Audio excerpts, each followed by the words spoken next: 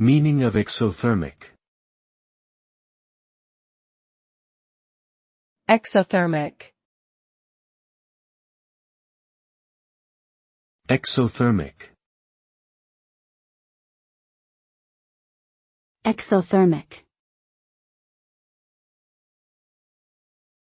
Exothermic. Exothermic is a term used to describe a chemical or physical process that releases energy into its surroundings.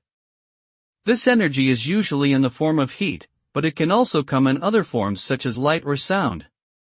During an exothermic reaction, the molecules involved in the process lose energy and become more stable, resulting in a decrease in temperature or an increase in the environment's energy. Examples of exothermic reactions include combustion, rusting, and the reaction between baking soda and vinegar.